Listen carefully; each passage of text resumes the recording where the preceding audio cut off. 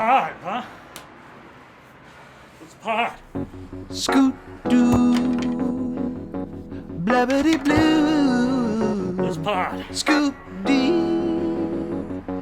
Oh yeah.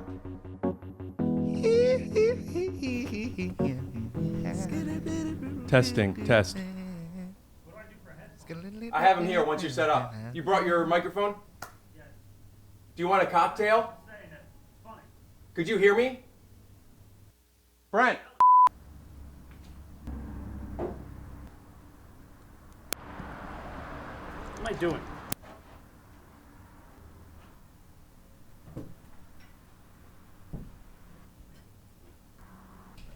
Figure out the righty, tighty, lefty, loosey. Sounds like you got him. Now leave it there like a dog.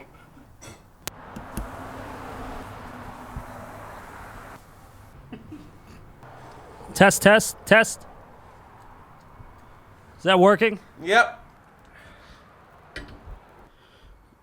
Test, test, test. I mean, whew. That was a doozy, getting up there. Dork. Could you hear me all right? Oh, yeah. Yeah, this is good. How are your levels though? You want me to raise it, lower it? A little lower on you. I'm good. All right. How are you? I'm all right. The amount of times I've dropped this mask in the last 20 minutes on the ground is like, what's the point of it now? Yeah, I agree. I ripped a hole in my sock and my ankle is killing me, but other than that, I'm good. What happened to your ankle? I've been trying to do these home workouts, and it's embarrassing. I was trying to do leg stuff, like lateral movement things, and the squirrels get into my fruit. I've been documenting it a lot on What Brent does the Morin. squirrels have to do with... Well, because they eat the fruit, but they leave them on the ground, so I accidentally, running backwards, tripped over a fruit that one of my squirrels ate. Are you okay? Is that the ankle that you usually hurt? Yeah, this one I hurt at least every 5 months. Yeah, once you hurt an ankle, you never go... Yeah, right? Oh, thanks for doing this. Yeah, man. The balcony thing, if anybody has any questions about its authenticity or not, we were going to just have him climb up and and then he's like, hey, I have a boot. I think it'll be funny. I thought it was a prop. I didn't know that he had hurt himself. Yeah. And you fell a whole bunch. How you feeling? The only thing more emasculating than me not being able to get up because the boot was slippery was having two cameras, a drone and you taping me at the same time. Perry helped set this up, and it's his drone, and it's gonna look awesome. I think it's gonna look good. I actually think so, leave some too. comments. Let us know how it looks. We couldn't do as many takes as we wanted, but No, because it got real. Like I jokingly said, here's what I'm gonna do. I'll get to the top thing and I'll purposely fall so you have the comedy fall. But that was all real. I really could not get up. yeah, there. there was a moment where I'm like, all right, Brent, get up this time. Like we got the fall already, and Yeah. he's like, I can't get up. I can't. And then he took the boot off. What was I gonna say? And I couldn't get the boot over the first throw. I couldn't get the boot over your balcony. I heard you laugh at that. And that was all real. At the end, I want to. We got to get a pickup of you because the drone's too loud. We're gonna have to get a pickup of the sounds. So I'll put it in, but I want to cut to a clip of that pickup.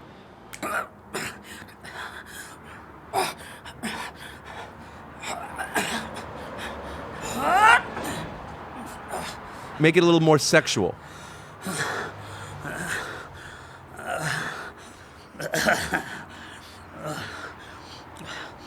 You're close to coming, but you're not there yet. You're in the sweet spot. You're about to come. 3, 2, 1.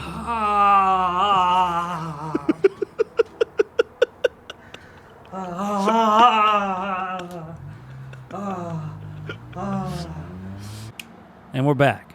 We haven't Bad shot. snap. That was a fine snap. I heard it. Ugh. Do it again. One was off. Just do it and say, and we're back. Should I do it on this? I could hear it. Oh. God damn. I got it. And we're back. I'll probably use all of your snaps. Nice. So Perry came over, and it's his drone, and he brought extra lights, and I let him come in my apartment, but he had to put his mask on and take his shoes off. And then he took his shoes off out in the hall, so I had to give him a new pair of socks. You know me. I'm wacky. And then he goes outside and he puts the socks on the mat, so I have to give him more socks. And he goes out. And then I didn't want him to, he had to go pee, and I didn't want him to pee in here. Yeah, I when I got up on this, but for everybody at home that doesn't think Rick's practicing social distancing, he is tenfold, because all I wanted to do once I finally got up on this balcony, sweating, out of breath, was I was like, can I just use your bathroom real quick? I gotta pee. But really what I want to do is put water on my face and look at myself and go, what do you do? And you went, no, I can't, man. You got to be out here. So just so you know, he wouldn't let me come in. But I gave you disinfectant wipes, wet paper towels, dry paper towels, tequila. Yeah. And there was a moment that our hands, my finger touched your hand for a moment. Yeah, you went to throw you said, you're going to have to catch this, and threw the disinfecting wipe, and then we tipped fingers. Then I washed my hands. I don't really count to 25. You know, I've always washed my hands good. I wash my hands for probably 10, 15 seconds. I do good. Yeah. But this time I counted, and then I Purelled. Also, welcome to Take Your Shoes Off podcast, where the first 8 minutes are comedy falls and complaining about social distancing. My thing went out of one of the... If that ever happens... Just say it? No, we're picking it up. I'll fix it. It's just on the receiving end. Dude, I am lightheaded and out of breath from watching you. I can only imagine how you feel. Did you have breakfast? No, not today. Are you hungry? Do you want anything? Let me No. I'm not. I'm actually not hungry. And you don't have to order me food if you're ordering food. I'll help get it for you. But I promised Jason Collins I was going to get him his favorite meal. Well, shout out to Jason Collins and the Lions Den podcast. You could check that out at thelionsdenpodcast.com, which you guys probably don't have yet. Someone's about to buy it. We should have. Yeah, we have it. Scoop it. Do you have it? Yeah, okay. that made Will do it. I also, in this moment of shout-outs, I want to give a shout-out to Perry, who helps with the podcast, and his brother Dakota. They have a podcast. It's called The Brother Show. And I have a quick little description, and then, Brent, you tell me what you think of it if you're interested. Okay. If you're not interested, tell me what would make you more interested. Mm-hmm. And also tell me what you do like about it. Perry and Dakota are brothers who interview guests, do prank calls, and tell stories from high school, like the time their librarian went to jail for fucking the students. The Brother Show. And then he said, something like that is a good description about our pod. So that's good. Yeah, that's a good description. I think he didn't need to add the end of that.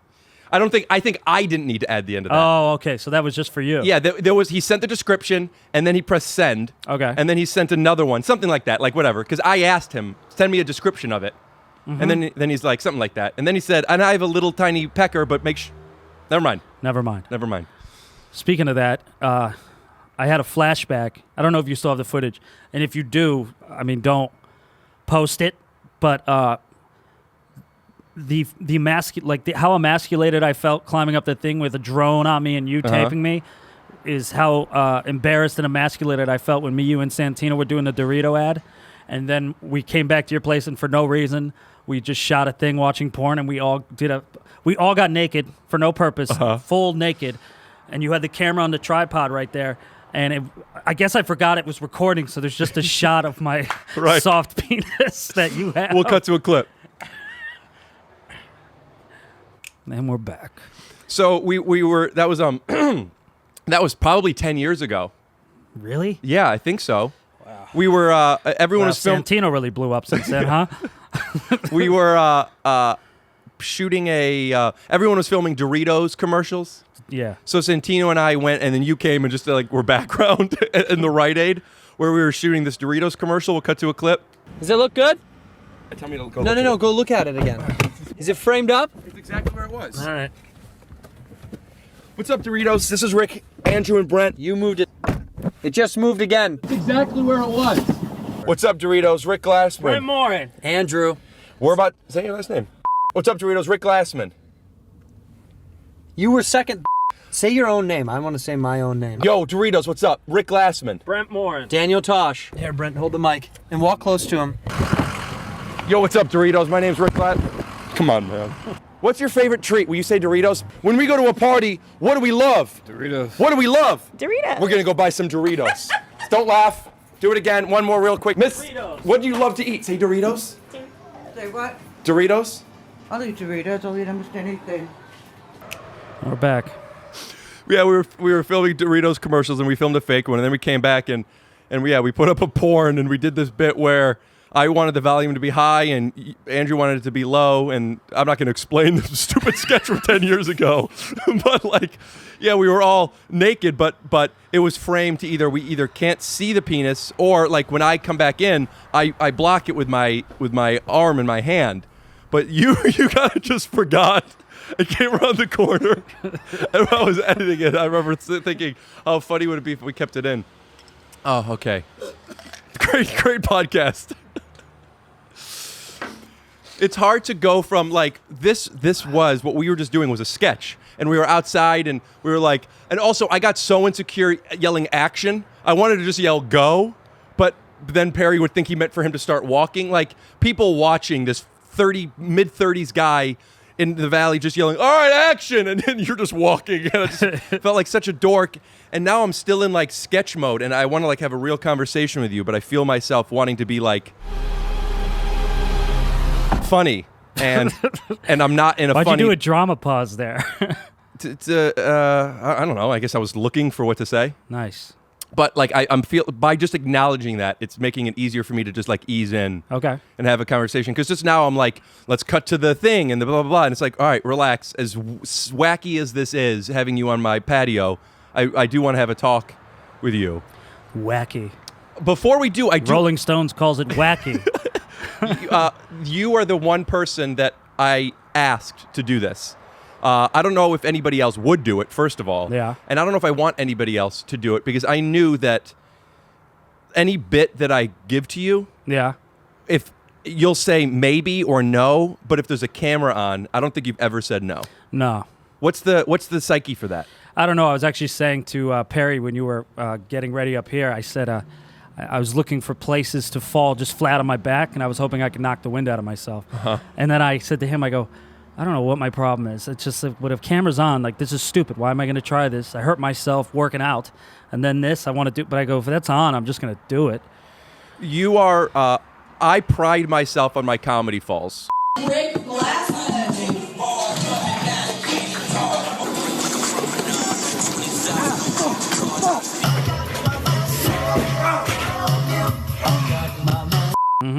I'm good at them. They look real. Yeah. And I'm able to like I'll hurt myself, but I've already hurt myself so much from so many things.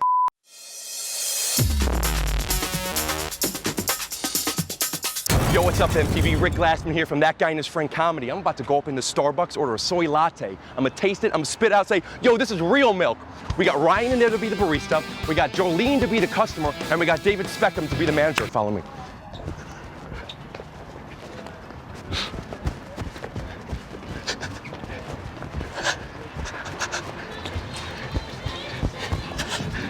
Sir!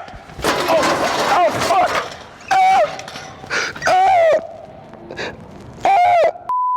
To where I don't go as hard as you do, and you to me, and I hate to say this, and I'm great, but are the king of comedy falls. And the funniest one to me was in your apartment next door, Yeah. where we did a few takes of it, Okay. and I'm gonna have to cut to it.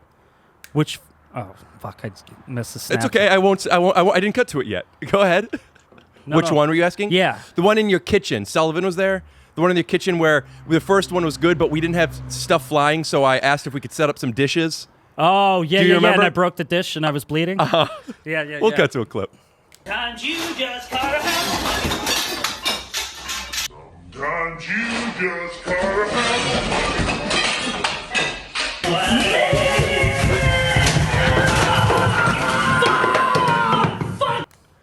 So you doing this stuff? I told Perry because he said, "Can we do a couple of takes?" I said, first of all, I don't know how much time we have, so I don't want to. But also, I know Brent is going to hurt himself. Yeah, I did. And we can't do a pickup of it. You know, we got to just get My it. ankle's killing me. I'm sorry, man.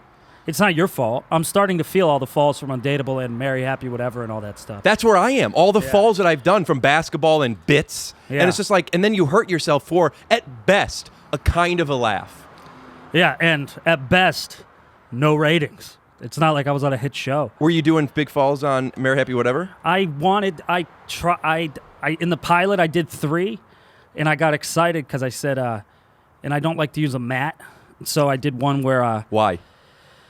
Because then I just think I'm not going to commit as much for some reason, which is stupid because you should commit more. So I had one where I'm supposed to faint and then pull off a hospital curtain, and they wanted to put a mat down. Yeah, classic.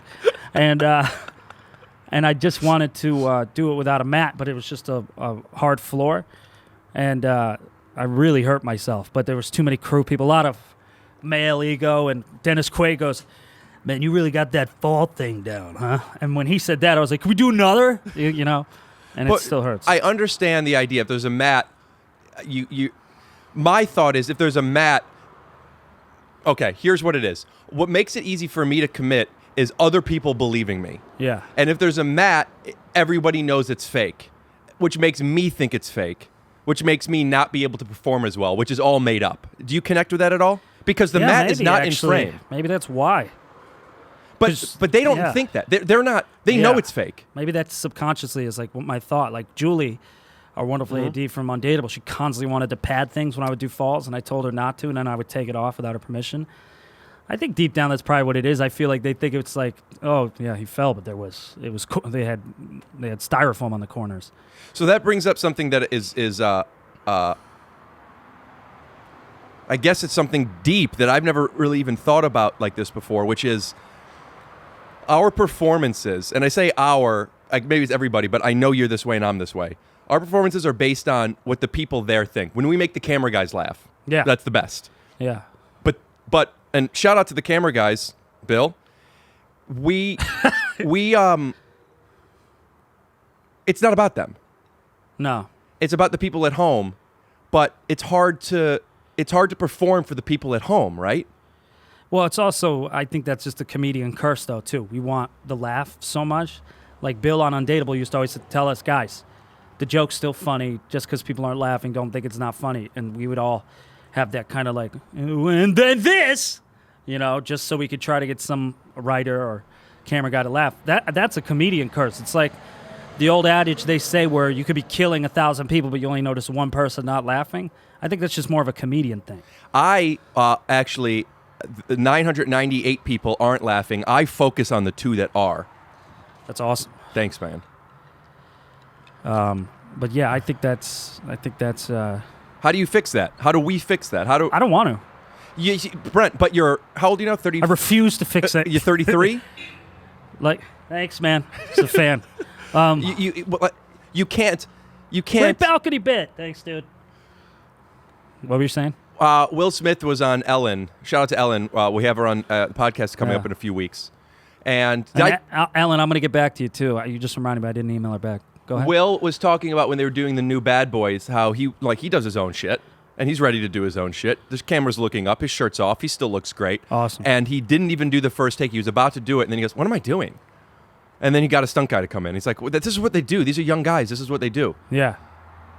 You Well, can't. yeah, if we're doing Bad Boys, we should be jumping off buildings. What Will Smith is in Bad Boys is what you are on Merry Happy Whatever. You're never going to be an action star.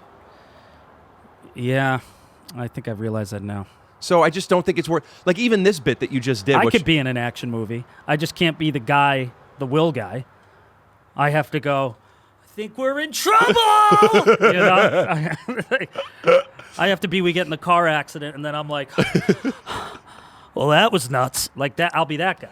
That's what Lamorne was in Bloodshot. But he went through months and months of training. Really? To get, and he looks great, by the way. But he went through so much training. He always had a soft body. Remember we played basketball? Very soft body. Yeah. Soft body. Very dad body. Have you seen his Instagram? Like, some of his workout? Like he looks No, great. really? He legitimately looks strong. And then afterwards, That's awesome. because when he did the episode here, it was over the holidays, and I got Howlin' Ray's chicken, and he couldn't eat much of it because of his workout routine. And then afterwards, he's like, I did all this. I thought maybe I'd have a shirt off scene, but he's just playing the nerd tech guy, you know? Was he promised that? No. Oh, he just did that. I think you're doing a Vin Diesel movie. You're gonna get a trainer. Yeah. You have a CBS pilot you're gonna film. Yeah. That you got a trainer for. They got me a trainer because I have a soft body. Tell me about that. The head of CBS, I booked a role playing a firefighter that hopefully gets made. We don't know now with Right. everything. But I was supposed to play the young brother, a hot guy who's fit, lives on a boat. He's a firefighter, and he sleeps around, which I'm so uncomfortable with. Like I really like all my insecurities came out because the guys I tested against. Shout out to them. They are hot guys. They're jacked. So I figured, they're going my way. But then when they were like, hey, they want you to be is like jack, like buff, and they got me a trainer, and I did 1 day with them, and it makes a difference to You hurt your ankle. and then I work out by myself, hurt my ankle. Hopefully we get through the show because I do like the idea of having a trainer. What's it about?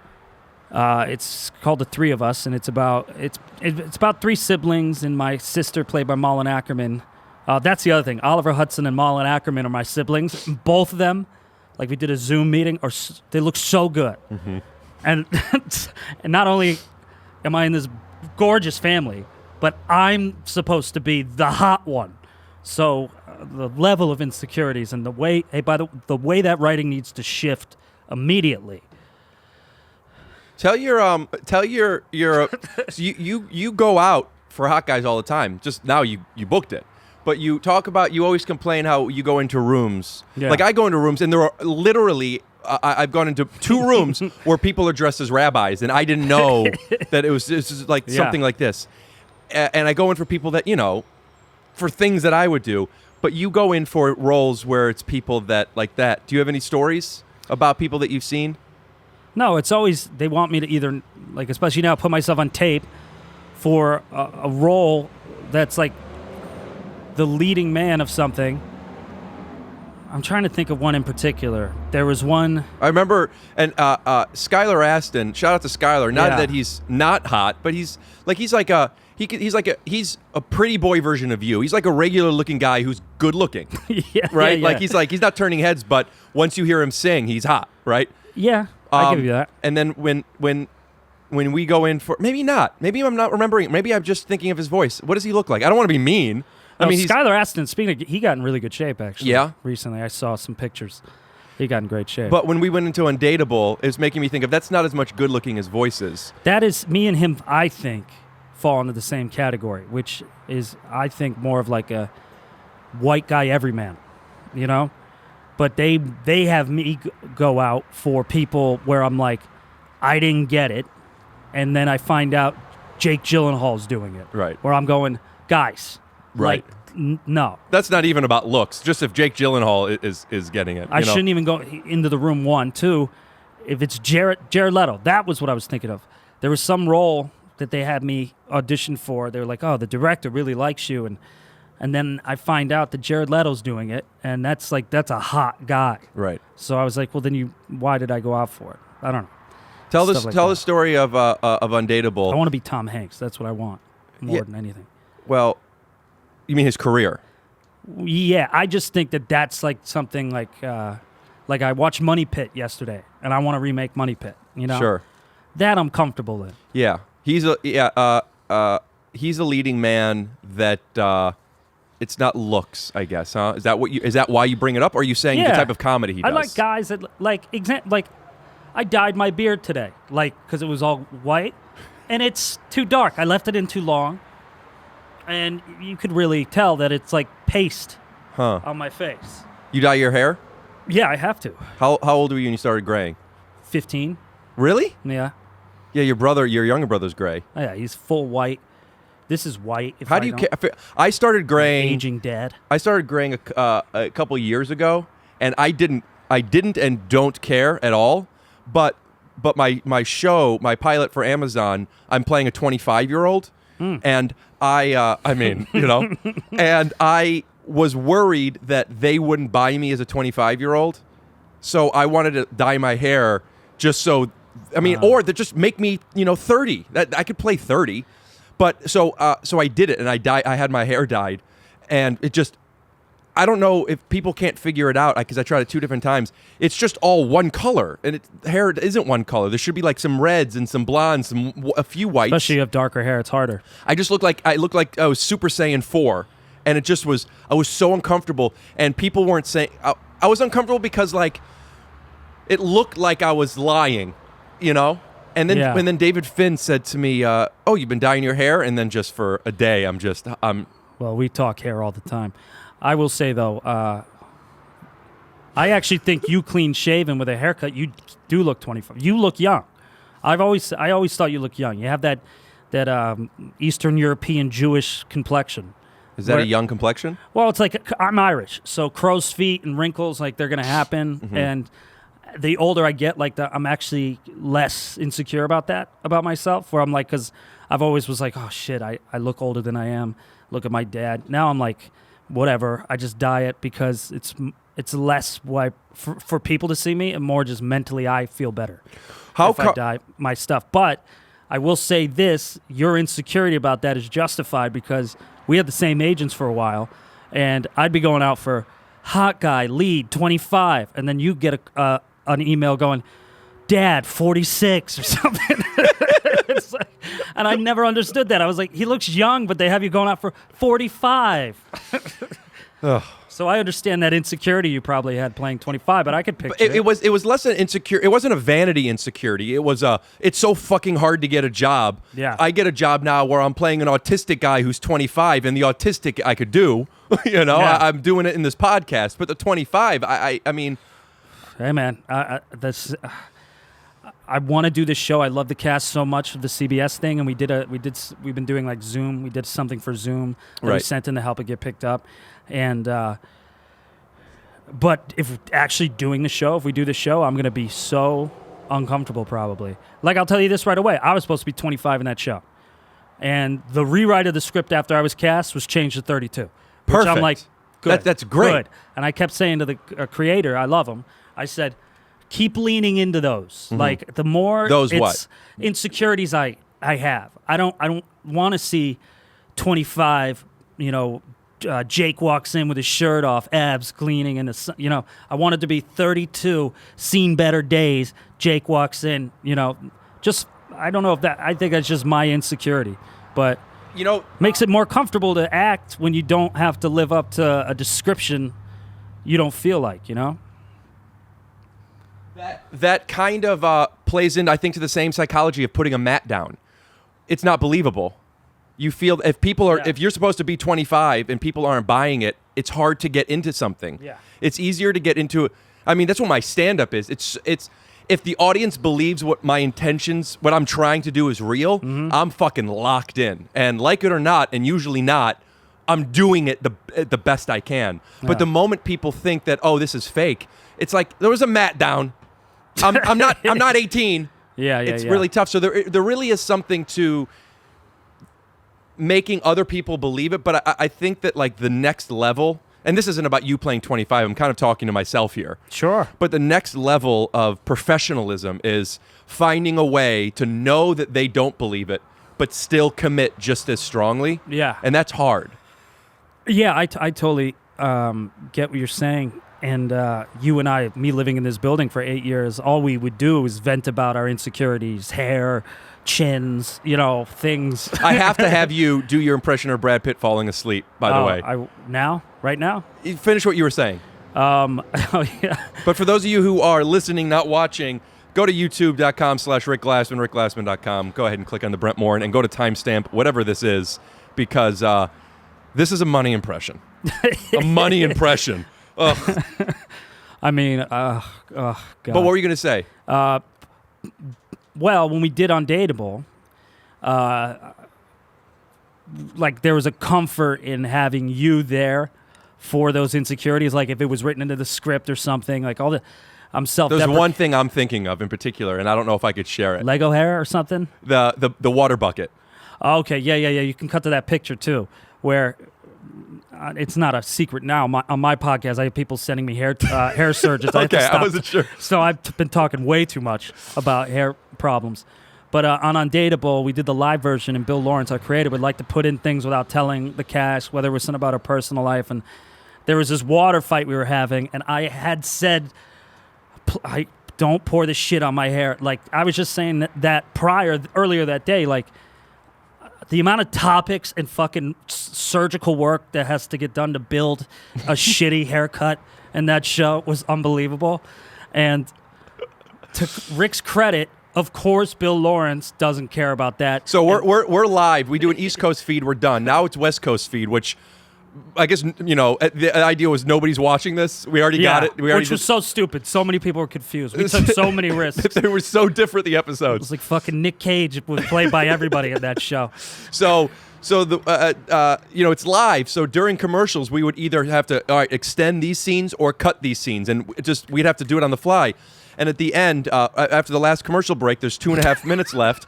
Bill comes up to me, which, by the way, was the first time Bill talked to me in 3 years, and he said, "Hey Rick, during the water fight, we have a bucket behind the bar. Take it and pour it over Brent." So here's the thing. Bill's never asked anything of me other than to say boobs and to stop talking, right? So I'm like, but I said, Bill, I don't think I'm thinking about the picture that you're gonna have to show. I'm not okay. Brent won't want to do this because, and I'm glad that we could say The now. hair shit, yeah. I don't need that on national. I don't need topics dripping down my fucking cheeks. So I said, he said, just do it. It'll be funny. It'll be funny. Even when he's not chewing gum, he talks like, it'll be funny. He's got that good hairline problem too, where he's like, no, he'll like it. So I did it, and I poured it was at the last scene. So I poured the bucket on you, and then I kept the bucket over your head, and I whispered into your head, "I'm so sorry. Keep the bucket on until it cuts." Keep the bucket on. I'm sorry. Bill told me to do this. I'm so sorry. Just keep the bucket on. That's what I was just laughing about. That's how sad of a human experience that not only you knew that, but I'm glad I wasn't sure if we could talk about this. Had to leave the bucket on and we're clear. Get him a towel. Wrap it around. We'll be right back with the words from our sponsors. Fuck. What the fuck? What? You didn't hit record? I did, but it stopped.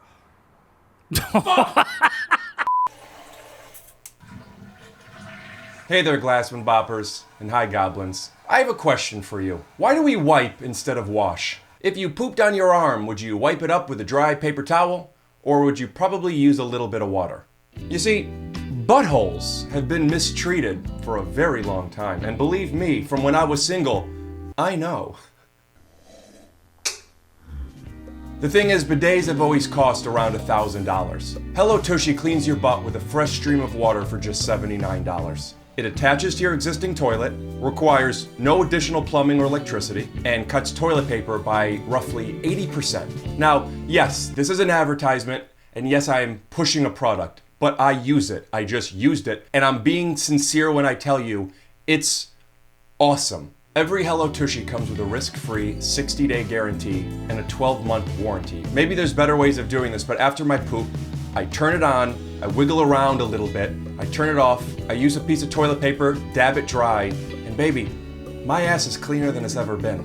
Go to HelloTushy, that's TUSHY.com/TYSO to get 10% off. This is a special offer for our listeners. Again, that's HelloTushy, TUSHY.com/TYSO for 10% off. HelloTushy.com/TYSO. I got one of those, that Orglow, you know that thing that you put in your mouth? And I tried it out for the first time yesterday, and it's made my teeth like hurt today. Yeah, stop doing it. Really? Yeah. It says it's gonna do that though. That it's, Keep doing it. Well, it says that you might feel a sensitivity to your gums or teeth. Yeah, What do you use? I, like 2 years ago, I used, I don't know the brand, but it's whitening strips. And I used them for however you're supposed to do it. I think you do it for like a week or something every day. And then after that, every 4 months, I just use one. Oh, okay. I haven't used one since last year, though. Really? Yeah. Yeah, because that's what's making me. Because I can taste blood for some reason. That's not good. No, it's not. But like when I put the thing on my teeth, I make sure that I don't do it as high as it tells you to do. I just do it. I don't get it on the gums. I avoid the gums. Yeah, this thing you can't do that. It's this weird glow thing in your mouth. I don't know. You leave it in for 30 minutes. I've just been ordering shit on Amazon and trying things. Why? Because you have more money now, or because you're not leaving? No, I've lost a fortune. But On what? I mean, the market crash. Market's doing okay right now. Good. Well, we'll see how it is next month. I just stopped looking. It's like a report card when I was in high school and I knew I was failing, and you get a progress report halfway through a semester. I would just take it, put it in the trash, because I go, this is a D- average. That's how I am with mirrors. Mirrors? I don't.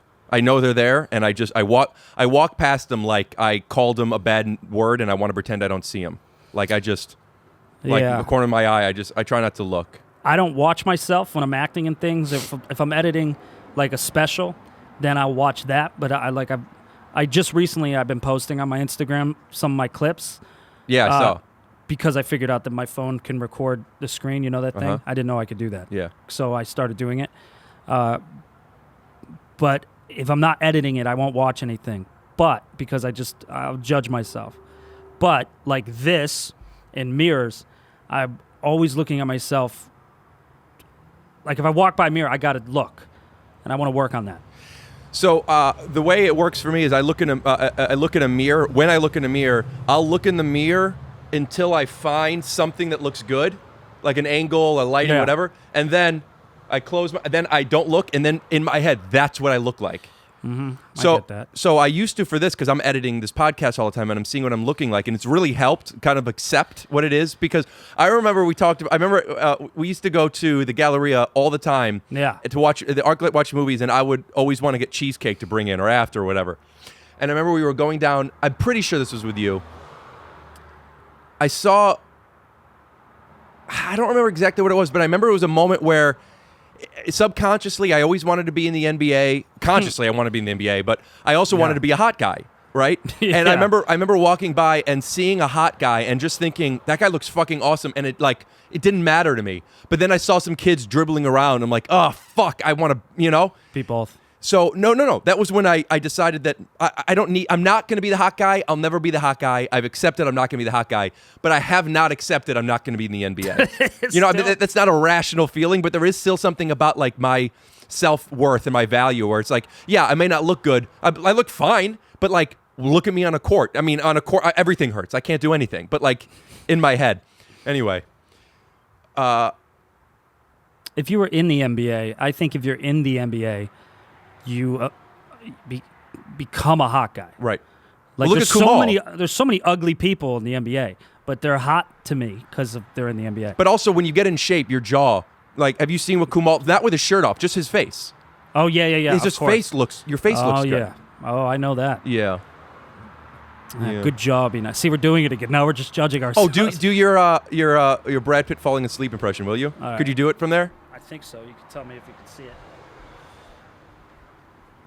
Shit, I haven't done this in years. Turn the mic a little bit so we could pick up when you call to Angie. No, you can keep where it is. You just turn it like this. Oh, okay. Like that? Yeah. Still haven't figured this out. Shit, what a day.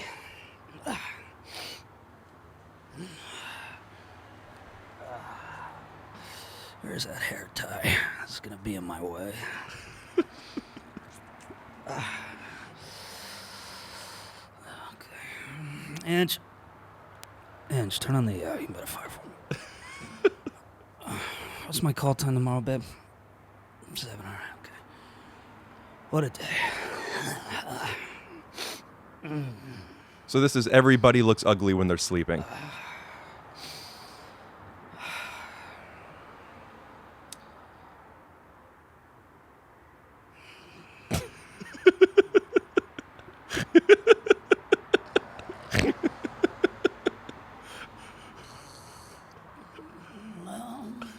All right, we got it. I feel like that would go on 3 minutes with you trying to find some out. I had a girl. I think I know what you're going to tell me. Well, one. Is this the one who woke up next to you? You got to tell that story. Do you remember? Where she just was disgusted? Yeah, tell your story and then I'll remind you. No, this is on the same plane. Let's say vein of it. Okay, so I have a deviated septum, and it causes me to snore like a goddamn pit bull or something, mixed with a hairline I don't trust, thrashing as I sleep. So just the mixture of all... like... I've always just assumed every girl in my life just looked over like, what the fuck?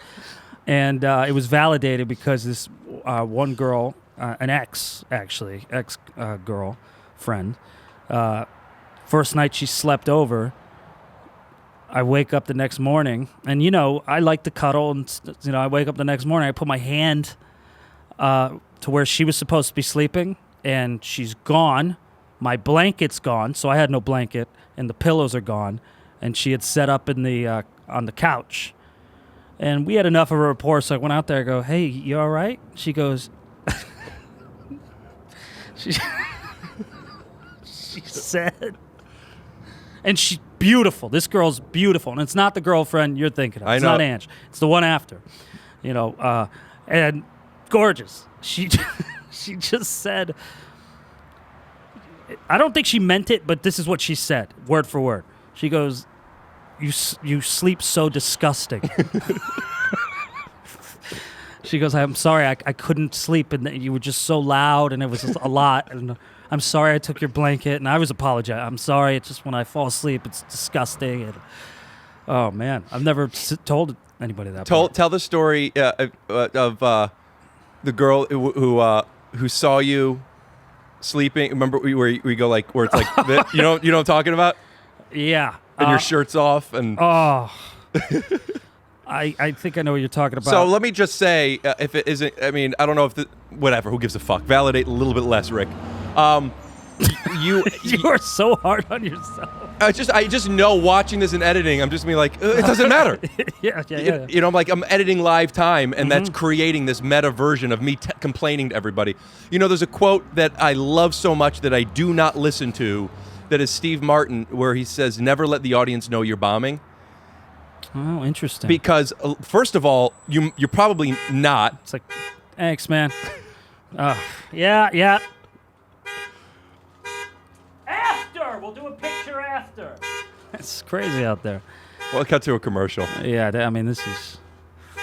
Will you look to camera and snap? Try to not do it on the horn so we could hear the snap. I actually was following the horn. No, in between the horn. It's tough. Oh, it's all right. Yeah, we're good. So comedians sometimes that aren't the best looking comedians, for some reason, women are attracted to them, and and you've had some very pretty girls over. Yeah. So just when you're wait a minute, that was the most insult. I thought you were going to talk about in general, but you just basically said comedians that aren't the most attractive. You listen. The type of if I didn't know you, I would be driving home so fucking depressed if that was the. You have to admit that in the past, the type of girls that we have been with, aren't. What are they doing? Yeah, it's because of something other than our looks. Yeah. Okay. Right. You in particular. So when you're listening to the story, just picture like this is a beautiful, beautiful girl. Okay. Okay. Anyway. No, you just made now. Okay, so here's the deal. I constantly joke and text talking about how I have to build my hair. All right. So I use a certain hairspray. Build his hair. Explain what that means. Like sometimes if we were going to go out, it takes an hour. While. Yeah, it takes an hour. Just because I need to feel like I don't look like I'm balding or anything. It needs to be right. You can't have a mat. Yeah, but I also have to count in wind. You know, if I walk under a low tree and it gets caught, like. There's a lot of concerns mentally that I don't want to have to deal with. Like if somebody happens to, I noticed this with guys with good hairlines. I would go out at night and they just have an instinct to want to rub my head, like rub a head, because they don't get it. And then they go, "Whoa, what do you got in there? Concrete?" And I'm like, "Yeah, because you're gonna do that, and then I'm gonna look like fucking Jack Nicholson. I need to hide." So, because of this intense hairspray in the building, and the thrashing as I sleep. Sometimes I wake up and it's not just back. It's like as if it just does one of these things where it's just off. It's way off. Oh, God. And mixed with the sleep apnea, which I'm assuming that's what it is. I keep saying deviated septum. I think it's sleep apnea. And the beautiful woman next to me. And I woke up and sometimes I'm like, did the hair move? I've had moments This is when you caught yourself because it was a floor-length mirror. Do you remember? Yeah. Yes. Because I don't want to pimp you into a story that you don't mean to tell. You just tell it so funny. But I don't know if you remember the example I'm talking about now. I mean, I've had so many incidents like that, but I think what you're talking about is when I woke up and I look at her and I'm like, morning, and it's like it's nice and I feel good about myself. And she's looking at me off a little bit, you know, and like, like the fairy tale's over and this is who I had sex with. Who she had sex with. Yeah, and then I go, all right. And then I think she went to the bathroom first, but then I got up and she had a full-length mirror and my hair was like this. And there's topics all over her pillow and shit. Like it was. How would you explain topics to people that don't know what it is? Topics is a thing that they use in Hollywood to. It's helpful for In bald. Hollywood. Well, now it's become actually like I used to have to order it from like a makeup artist or something, but it's basically something they use that covers up a bald spot or It's like a fabric, like a small fabric. Yeah, that you could wash out, but it just helps with the.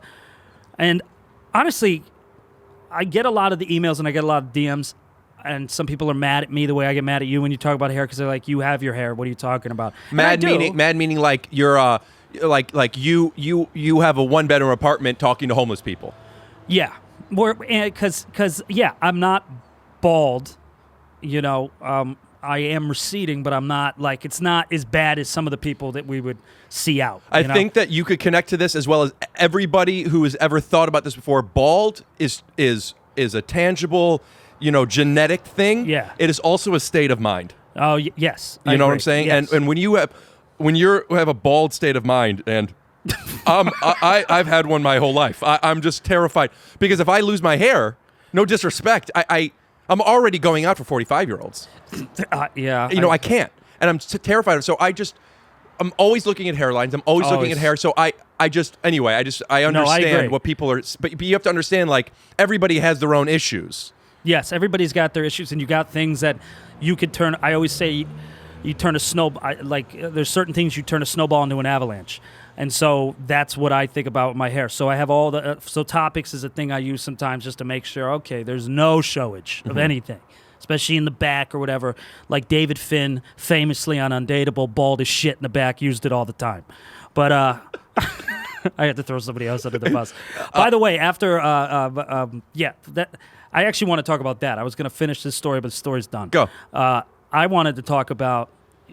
Since we're on the theme of this insecurities that we have and project, one of my favorite all-time moments is when we realized, at least for me, I realized that I'm not alone, that other actors or people have these same insecurities, was the time we did that game show, me, you, Ron, and David Finn, and how it went from... I wish it was recorded because it could not have been... I do have a picture of us in the mirror. But that was the funniest... Okay, so people at home, David Finn, great British actor, love his hair, great accent. He's been on your podcast, my podcast. Ron Funches, lovable, great comic. You and me are on this game show, and we're waiting with Ben Gleib, which was a lot of fun. Rick. Here's how it works, my friend. You and your partner, David Finn, who is backstage and cannot hear us, will have a combined 40 seconds to answer the exact same test. Whenever you lock in and stop the clock, whatever time is remaining is all that your partner will have left to answer. If only one of you gets it right, you get out of $1,000. But if you both get it right, your charities get $100,000. $10,000. $10,000! And but we're waiting in the green room. I don't even know how it started, but it went from like our insecurities to then our egos about ourselves. I remember having an amazing time, but I don't remember the story. I just remember there was a lot of hair stuff and insecurities. Hair stuff, charm, who's best dressed. It went from like, oh, fuck you. I'm way more charming than him. You think he's the best looking? He's the best dressed? That's bullshit. No, if it wasn't for and we just kept going. We're mic'd up and people hearing us talking about this. What do you think? I'm not balding? Look at the back of my goddamn head. I go, fuck you, Ron. You have a perfect hairline. I'm not going to have this conversation with you. Yeah, there's the crown and there's the hairline. Nobody wants to lose any of it. But when you lose the crown, nobody, unless they're taller than you or there's a shot in the back of the head. But the hairline is... You could spray paint that. Mm-hmm. You can't control... If you have a good front, don't talk to me. This is easy. I mean, for fuck's sakes, I'm going to go in on this now. Any chance of your hair growing back with alopecia... All they talk about is the only thing that grows back is possibly the back. Mm-hmm. This crown, they call it. Assholes for calling it a crown, by the way. It's not a crown, it's a crater. That's what you call it. Don't give it a fucking royal title to make us feel better, It's like, no. It's like when they say a show's canceled. No, 200 people were fired. That's what happened, all right? You lose this shit, Like your dad has one of the best hairlines, and your mom sends me these pictures know. with the ponytail. I think my dad looks like a thumb. Oh yeah. Like the thumbnail, and then to the top of it, it's just like his hairline is. And I go home, Oof. and my father is my hero, the greatest man alive, but he is bald as shit. And sometimes I sit at Christmas dinner just kind of looking at him with a look of fucking, I'm furious. Just looking at him. Just, you did this to me. You did this to me. And then I go, you did that and made this. Like, fix it. Yeah. Well, speaking of my dad, I would be remiss, and I don't know if I'm using that right. And if I'm not, make sure you leave some comments in the thread calling me a Jew. But we're going to cut I to don't think I've ever used the word remiss properly. We're going to cut to our one of our sponsors, Nice. Marshall Wright Gallery. Love that place. I love that place. No. I'm going to snap, and then we're going to go to it. Okay. Wait, you're snapping?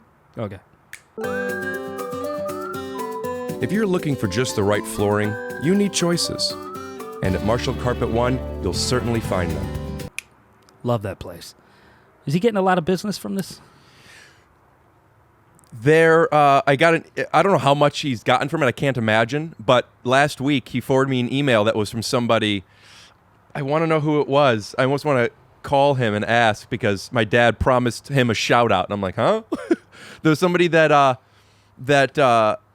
sent an email saying, hey, I was worried about even sending this email. Like he was nervous to reach out to him. Really? But because when my dad was on, I don't know if he was joking or not, but like instead of cutting to the Marshall Rug commercial, he did one. And he's like, and he told him the sale on the Karastan rugs or whatever. And someone's like, if you were being serious about that sale, I would love to take you up on that. And he sold a $700 rug. Oh, that's awesome. Yeah. So probably no more business than that. But I'm selling Marshall Rug Gallery hats. Is he still working during this? No. They're remodeling some stuff now, and he goes into work every now and then, but no customers are Can coming they sell in. online? Yeah. Because I need some outdoor rugs. I need. Those are messy as shit, but those are from my dad. They're indoor, outdoor. Yeah, I want to get some outdoor ones. Yeah, I'll have him send you something. Cool. I'll talk to him. We'll have him sponsor an episode of your podcast. He'll send you some rugs. How did you get him and Teddy on your screen? Like, how do you do that? It was tough. It's really tough doing these satellite episodes. That's why another reason I wanted you here. Yeah. Not only is there sometimes a lag issue, which I think I've fixed, but the actual connection of a conversation, the energy is tangible, right? Yeah, I agree. And having you here, there's so many different things, like the behind the scenes, if there's tech issues, for me to be able to do this, and just like feeling your presence. Yeah. When there's so many, why are you laughing? I'm being serious. I know, but feeling your presence, and I'm like caged up. But that is No, I what the get it. presence is. You're right. It's like doing a live show. I agree. That you could film it exactly as it is, but the audience doesn't feel the energy of the room. The energy Sure. in this room exists of you behind the door. Mm-hmm. It isn't the same energy of you inside, but there's something tangible there. And when you're I have a really hard time with that, especially if I don't know the person. Yeah. Because I'm already a wacky guy. You know what I mean? And like, the best I could equate it to is when you have to audition and put it on tape. The thing that matters the most is the tape. That's what's sent to producers. That's what they look up on again, and that's what you practice. But the truth is, going into a room, talking to them before the takes, after the takes, having them see the difference before and after, and I will give a better performance knowing that I am here with you right now. We're present. Yeah. So when you're in a screen, you don't have that. And for me, I've been like, there's been people I that have agreed to do my podcast and I'm very excited to have on. Yeah. That I feel like I'd be wasting them.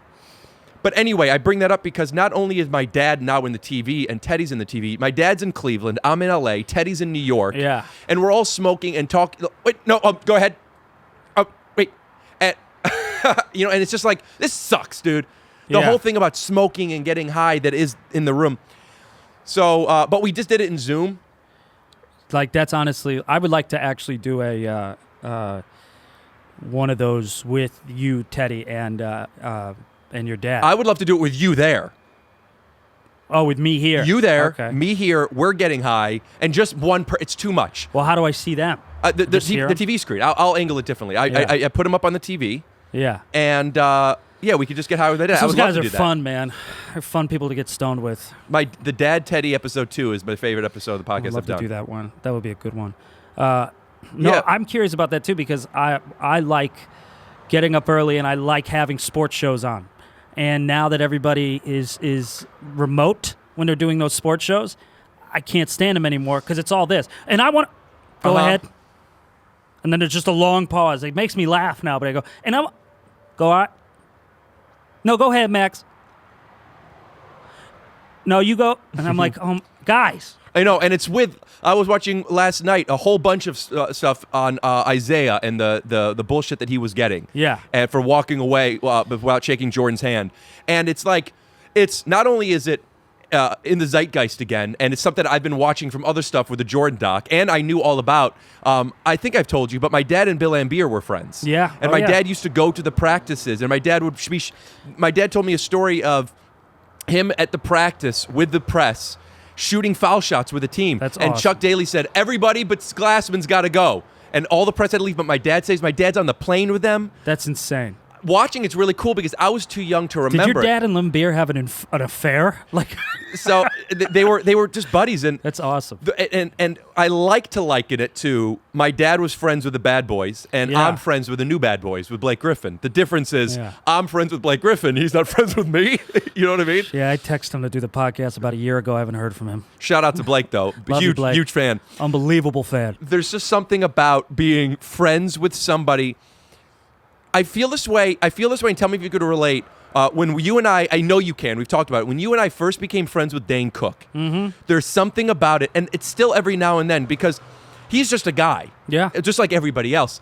But every now and then, like when you go, when I remember the first time I was already friends with him, so it was like it lost its novelty. Sure. But then I went into his office where he has the gold records from, Was I with you then? yes. Oh, yeah. And then it's like, oh, right. That's right. I idolized you, and you're the biggest reason I did comedy. Yeah. But with Blake, Yeah. the amount of, it's almost always the gold record. There's a few, like when we're That's true. podcasting, for whatever reason, it's just he's another guy.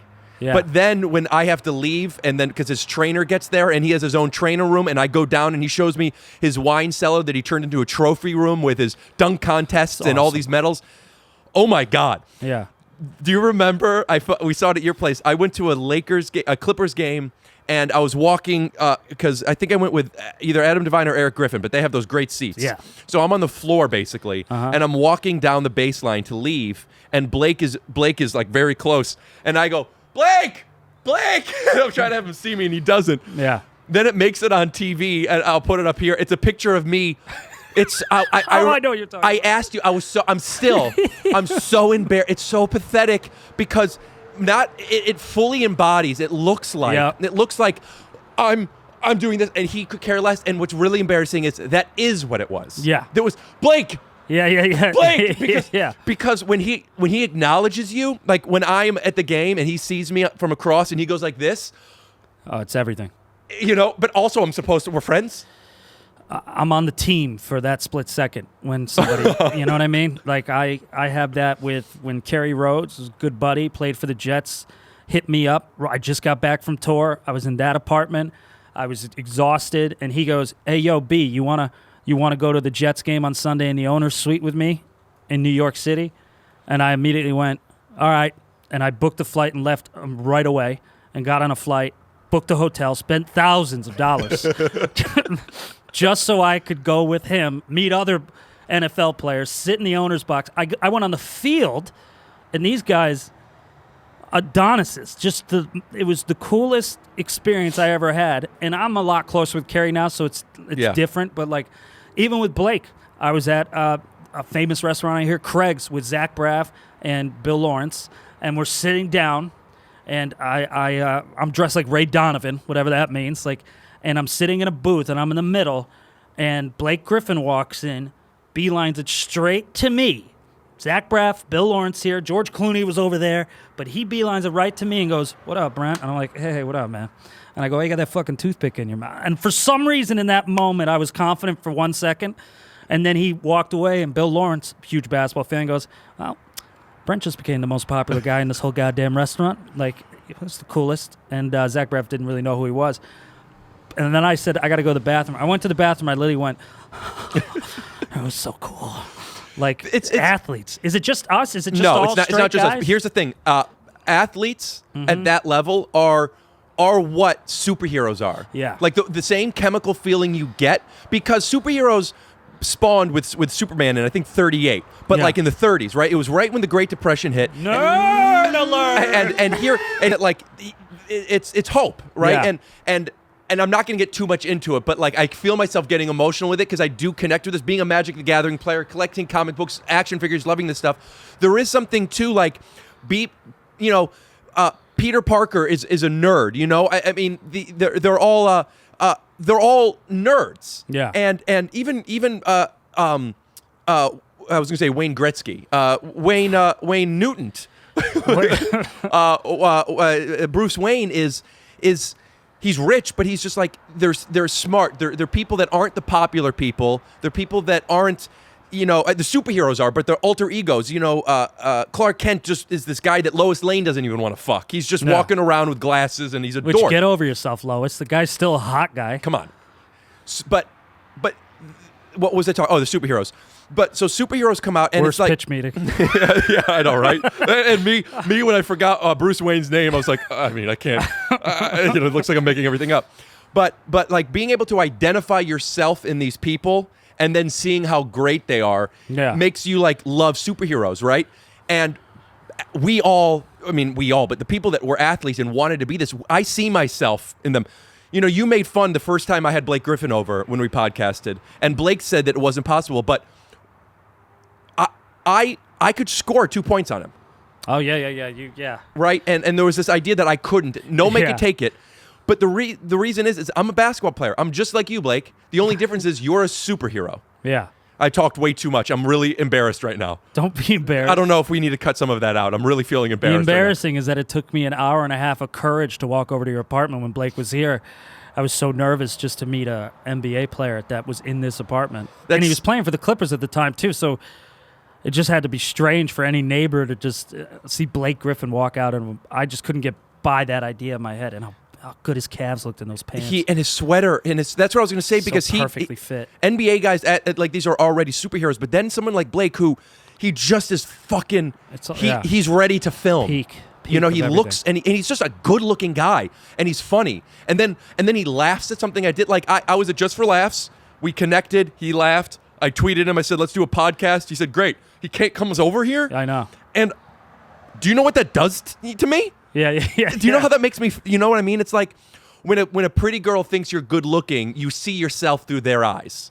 Yeah, you feel better about yourself. You feel better when fucking Blake Griffin comes out, and then the opposite of that is sometimes like we message every now and then, and I gotta say, so cool. Sometimes he'll message me first. Mm-hmm. When I get a message from him, a message first. It has happened. That's it doesn't different. happen. That's different though. It's different. So when I get a message, I remember the best I could equate it to. I remember when there was a girl that I had a big crush on in high school. And it was a girl, she was on the track team, she had a six-pack, and this was before I knew that girls with six-packs were hot. This was like my first introduction to like six-packs.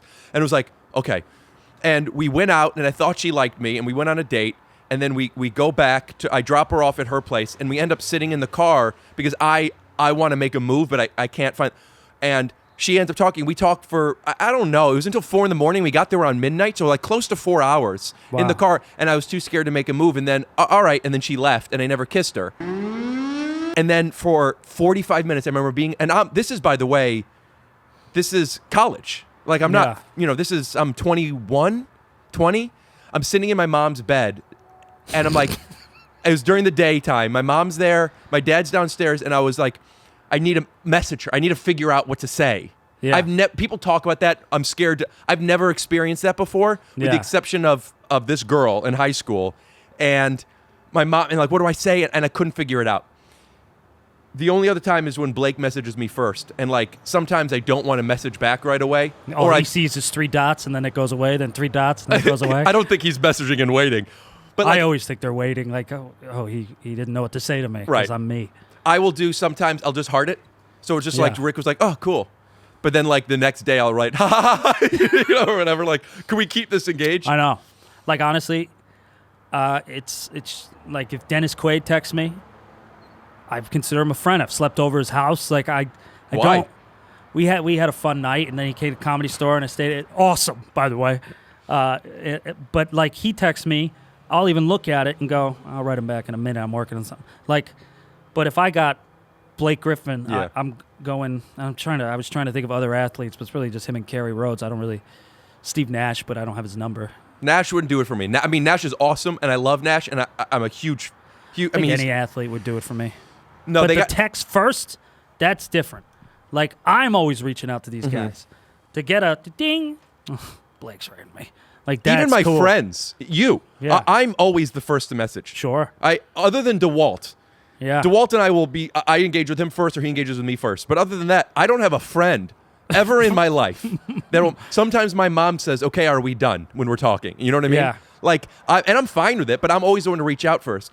But getting it from somebody that I think could maybe fly. Yeah. You know, I get Nash it. looks like us.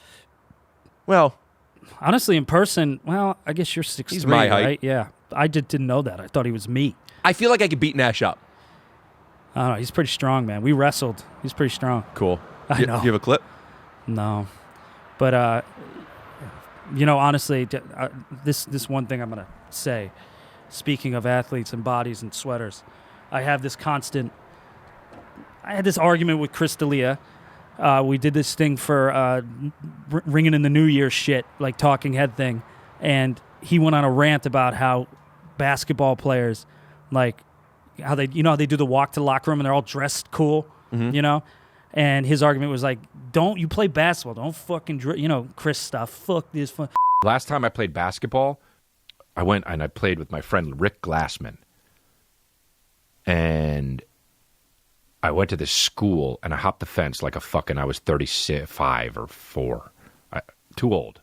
And I was like, yeah, I'll do it. I'll get some exercise. I put on a fucking tank top and a bandana and I went to go play basketball. And I hadn't played basketball in 9 years. And I was I was like, oh, okay, this is the last time I'm ever playing basketball. You ever have that decision in life where you're just like, oh, all right, this will be it. This will be it for me. You can't dress up. And I said, you're wearing a Gucci sweater and you have a gold chain and you're 40. You shouldn't be doing that.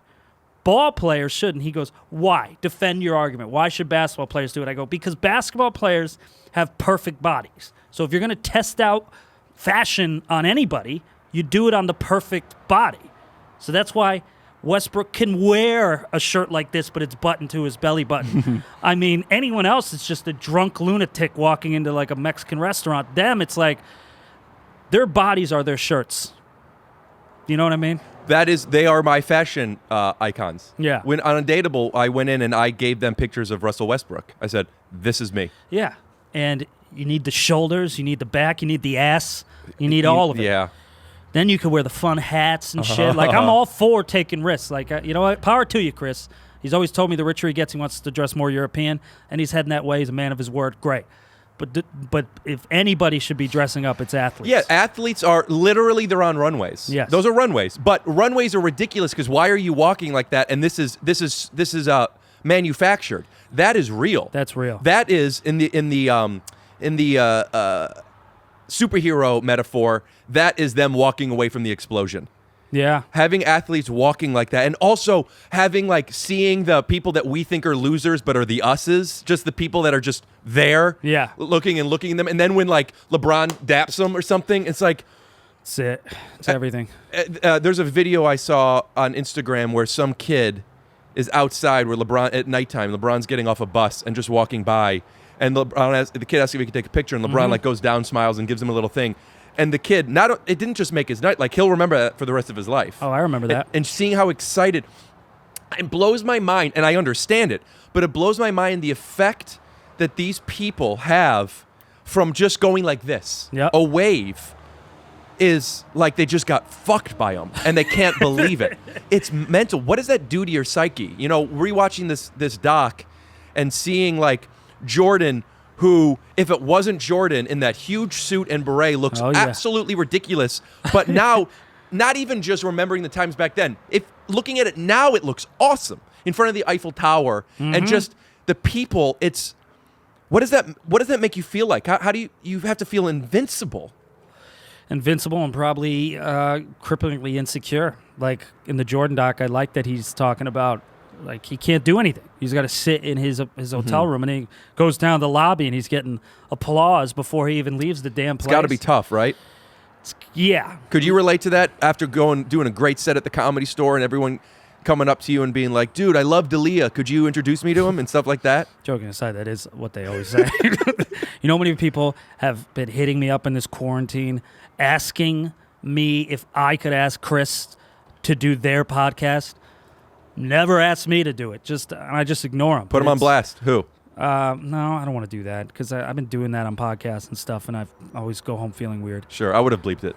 I know you would, but I was like, I probably shouldn't have said that. But people just hit me up for him all day. Yeah. Talk about your podcast for a second. And then I know you're about to go film one, so let's wrap this up shortly. But you are doing a podcast in your apartment. Mm-hmm. And House. Oh, excuse me. House. Nice. And yeah, that was a great transition into it. So take it from there, Brent. In my house. Ugh. Yeah, the Lion's Den podcast. We're new. You were right. It's a lot of work. Great. I mean, so you can check out the Lion's Den podcast. Just right now, especially in quarantine, it's the three of us. Me and Jason Collins, one of my longest friends in comedy. He's 48. I'm 33. So we have different perspectives from different generations. But it's really us as friends and friendship talking, and then trying to get as many guests from as many different worlds as possible. Like the idea of the Lion's Den was I wanted it to be like Playboy Penthouse, the Hugh Hefner show from the '60s, which had great interviews and great music. And, ideally one day we'd like to get it to that point where it's like we could have people coming in and out, and there could be live music in the garage while you're talking, and, it's going to be a long I love way. the idea of performance in podcast. It's like a late night show. I think of my podcast as a late night show that doesn't trim the fat, and it's just long. And I'm wanting to have... Casey, who sings this theme song. I had the band for the holiday episodes, but I'm already planning. I was planning a live show that is on hold now, but I want to even do it here. I want to have a band. I want to bring in comedians, either if it's you as the guest at the end, or have if somebody come in and do a 5-minute set for us. Sure. And one of the formats I'm playing with now, and I think I might want to try it here, but this is how I want to do my live show, is I want to set the stage like a living room. Mm-hmm. So even though there's a live audience, I want it to feel, for me and my guest, enough like a living room, because, you go on different stages, there are different vibes to it. And if there could be a vibe where it's relaxed and the whole stage is lit, it's not a spotlight, and it just feels like comfortable, and there's no expectations of laughs all the time from everybody. Yeah. But I also want to have a microphone at center stage, a stand-up mic. And whenever we're doing something, and if we're inspired, if we think of something, like if I tell you the story, you know how sometimes we kind of turn into performer mode? Sure. You get up and you actually walk over to the mic, lights go off, spotlight comes on, and then you just do it. Yeah. It could be a 5-second bit that you could keep calling back or whatever. So I thought it would be fun in my living room if I had a thing. If you're going on a rant, just get up and go over to the, you know what I mean? Do it. Just you're obviously working something out. Go and do. I get that. And then I could put have stock footage of people laughing or whatever. Yeah. And just do a laugh track of it. Honestly, that's a big thing with people at home. That's a big thing with comedians, is we could always tell when somebody's really workshopping a bit during a story, where it's like, and did you ever think about like how people da-da-da, and in your head you're going, you're doing a bit, you want to see if we laugh. Just go over there and do it. People slow play it too by, like, if I had a bit on how Postmates never comes to the right door, be like, have you ever noticed that Postmates doesn't come to the right door? Have you? Yeah. Because when I like I need you to say yes. Because when I where I connect to that, it's like, just get up, go to the mic, baby. You should really watch. What you're saying is kind of in the same vein of what I'm saying. It's like you should go watch Playboy Penthouse on YouTube. That's what they would do. They'd have comics. It was in a penthouse, in a high-rise, late night, and they'd have people sitting Indian style and people behind the performer and next to the performer with their cocktails, and one bartender on a simple thing. And he would have interviews, and then he would have people standing doing stand-up in the middle, but it was relaxed and calm. Ideally, that's what I want. Yeah, it's nice to have that stage. Do something like that. But, who knows when this thing will end. I want to cut to a clip of when I had my grandma on, and Danny was the bartender. Oh, yeah. And you had just, like, fucking Alexandra Daddario walk in, grab something, and leave. I mean, Jesus Christ. Cut to a like clip. A fucking movie star. I forgot the names. Hi. Oh, hi. Thank you. Sorry, I forgot. It's okay, thanks. Hi. Go on. All right. Anyway. Would you hold them or put them off the rug? Go ahead. Anyways, I forgot his name. I was pregnant with Robert, so 63 years ago. Then we went to the National Hotel, and yes. Thank you. All right, you went to the National. She gave me $20.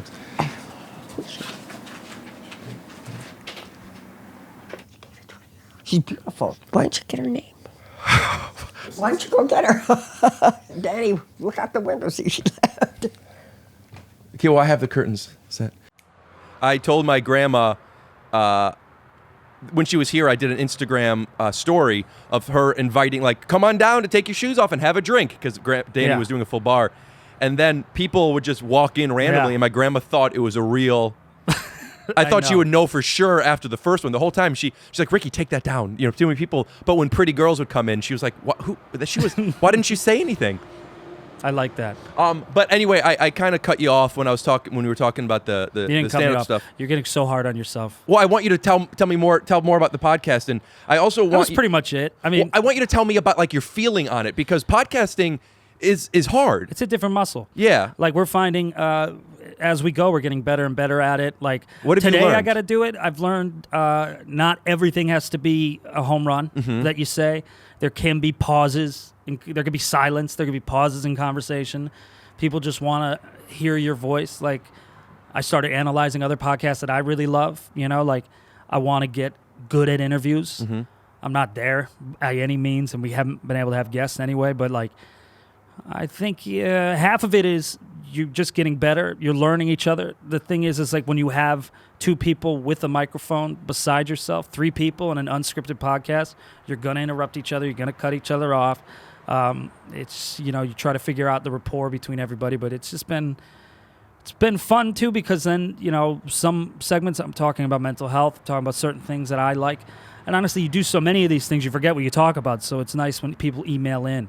We like that, by the way, when people send us stuff and email I just in. started doing it, and I don't plug it enough. Take your shoes off podcast at gmail.com. Send some stuff, and also I have a Discord channel where I'm having people leave questions, and if you What's a Discord channel? Discord is an app, or it's like it was originally for gamers. It's just like another way that it's like a live bulletin board where people could chat with each other. I have like a Patreon only Discord one where I go in and like I do Zooms and I live chat with people. Oh wow! And people are giving ideas for stuff, and that's cool. And Discord's great, but I want to have ways of interacting with people as much as possible. Not just because it's fun to engage, but people have ideas and stuff and asking questions that I never thought of. That not only do I get to answer them, but now it's like, oh yeah, that's, you know, how many people want to see, like I'm calling it BTS behind the snaps, and like when we snap and we edit out, people want to see like the stuff that was in between. So I'm like throwing that stuff up. That's cool. You're dealing in Patreon now too. Tell me what your process is with that, because I'm kind of focusing on Patreon now too. Well, we do a separate podcast, like a 20-minute thing that we open with a question, like what was your worst bomb, and then the three of us could talk about that. Or now we're asking the audience that have Patreon, that are watching us on Patreon, to send in their question. What do you want us to discuss for 20 minutes? Yesterday we had, or on Monday we did a Patreon, and we had Jason Collins' twin brother came. So we did a family edition light conversation with his brother about their childhood. And then the vlogs. Vlog is basically what you're talking about, the behind the snaps. You know what I mean? You should do an episode, an opening where it's Jason's brother, as Jason doing the podcast. And it's just, you know, the first like minute. We're on the same page. I did that with when I was doing commercials to promote it, where I'm talking to Jason, but it was with his brother. And then Jason walked in like a minute into it. And I go, really, dude? You used your fucking twinning? And then I was just to promote it coming out. Keep doing it. I want to do one where Jason comes in, like, is he standing tap? You don't even acknowledge, like, he taps him on the shoulder and then it switches out, you know? And then have somebody who's really good looking come in and tap you out. That'd be awesome. I've trust me. I mean, I have all these fucking ideas that I wish I had the resources for. Like, just Jason walks in and Brad Pitt's sitting in for me, dressed like me, you know, and he does his hair bad or something, you know. Brad Pitt. People talk about who you want to have the most. It was Will Smith, but he did it. I'm waiting to post it. I got Will Smith a few months ago. He came over. No, he didn't. Yeah. Really? Yeah. That's your hero. Yeah. You did not get Will Smith. I had Will Smith do it. Wow. And it was like a half-hour podcast. Give me his email.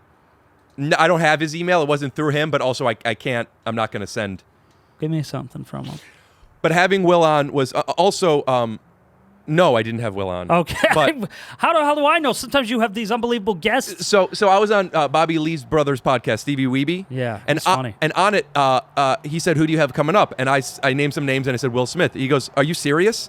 And I go, "No." And then he goes, "That's crazy." He didn't register that I said no. He goes, "That's crazy. Well, I can't believe you had him." And I go, "Okay."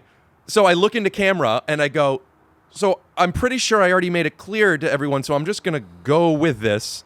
Like almost like round 2 of telling him, and he didn't know. So now I'm like acting as if I had Will Smith on, and we talk in detail about it for a while. Wow. Me thinking everybody at home knows, but Stevie missed it. Yeah. And then I keep getting messages about the Will Smith one. Everyone's When's it coming? so stupid. Oh, you didn't really get Will, did you? Well, how's it coming? How come you recorded it but you didn't post it yet? So in a few episodes, I have talked about how we got Will Smith. So I kind of wanted to keep doing it, but also I didn't want to lie to you, and who gives a shit? So no, I didn't get Will. You might be able to. Will is my number 1, but after Will, who I'd want the most is Brad Pitt, and not just because he's Brad Pitt, but I want to tell the story where I did a prank with him where I got naked. Yeah, and I want to tell that story with him. Yeah, that would be awesome. I mean, it blew my mind when I listened to Marin and he had Brad Pitt and Leonardo DiCaprio on together. What an episode! I went, okay, there's so many guests like that I want. Who's your dream guest? Other than Michael D'Elia? Jordan. Jordan? Yeah, because that's my life idol. So just meeting him, I would lose my shit, and then probably Tom Brady. It's all athletes. All the people that you've worked with in the past, that have met, you've had a conversation with. Mm-hmm. Out of all those people, who would it be? That I've had a conversation You've had with? a conversation with for at least 30 seconds. Bradley Cooper. Yeah? I think him, just because I literally, part of my career was doing shit about him. So it'd be fun to talk about that. And, like, he just seems like somebody, like, even if he hates you, he'll be so nice to you.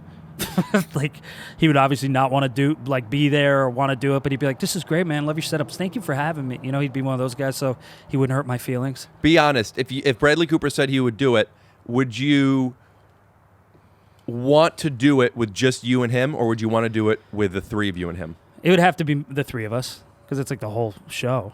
Would there be a part of you that, because it's tough. It's tough having a lot of people there. I could see myself, once we're done with the pod and everybody's chatting it up, me kind of in a forceful way getting them to leave so it could just be me and him alone after that.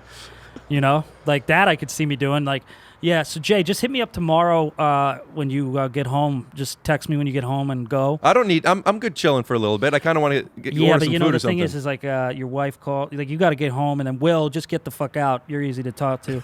And I don't know, you want to take a walk, Brad? Like, what do you want to... Do you try and, like, when you're in situations with people like that, do you try and manufacture a friendship out of it?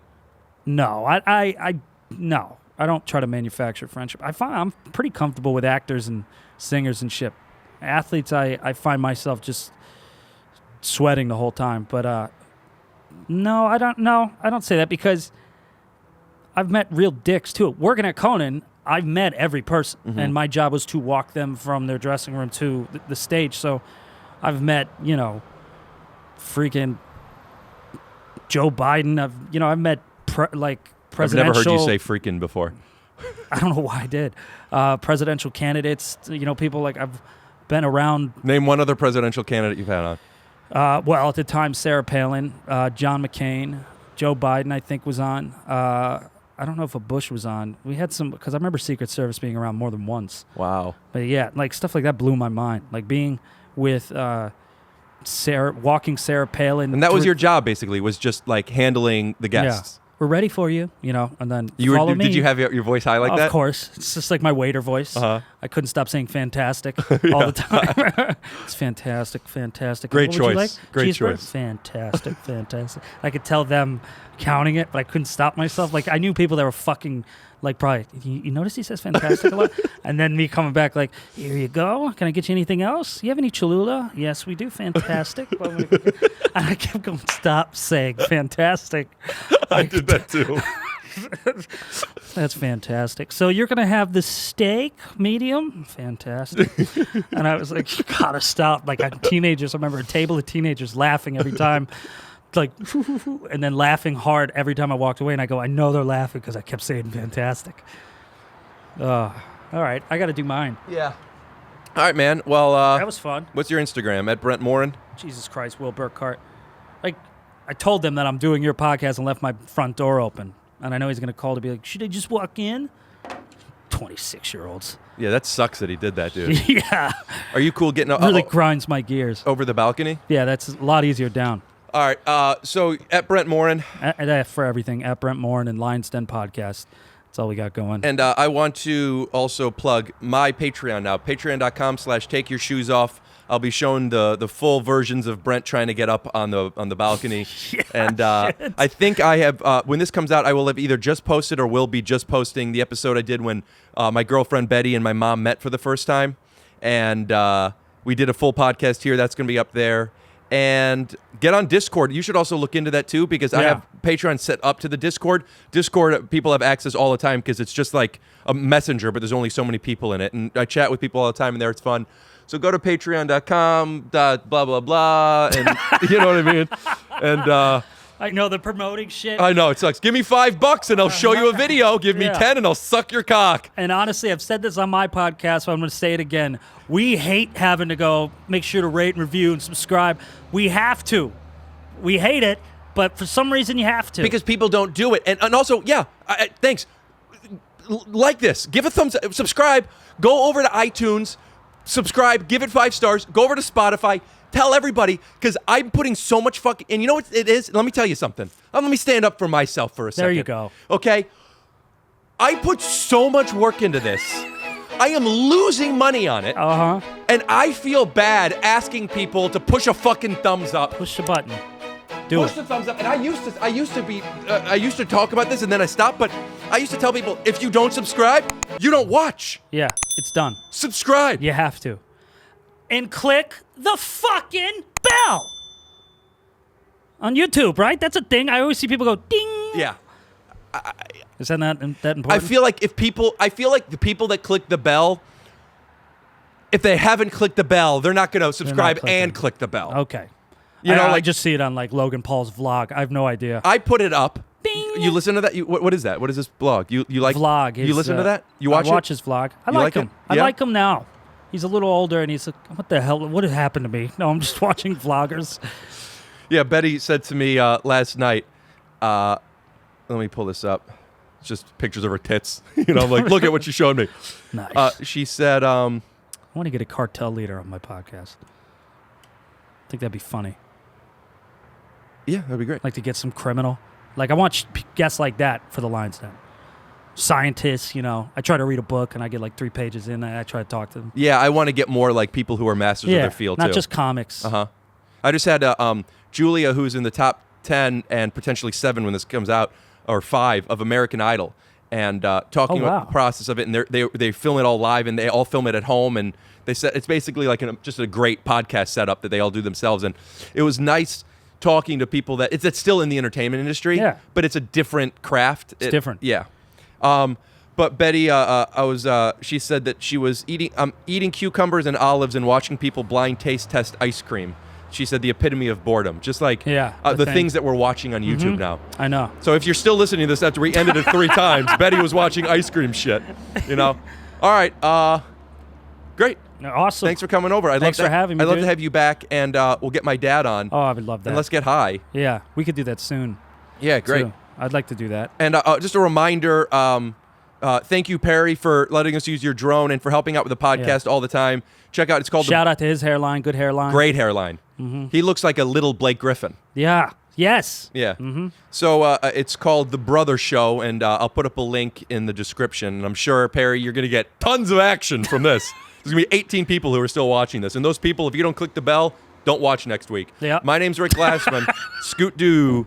It's catchy. All right. Well, that was fun. Yeah. You got to make sure to leave that on and get a video of me jumping over the thing.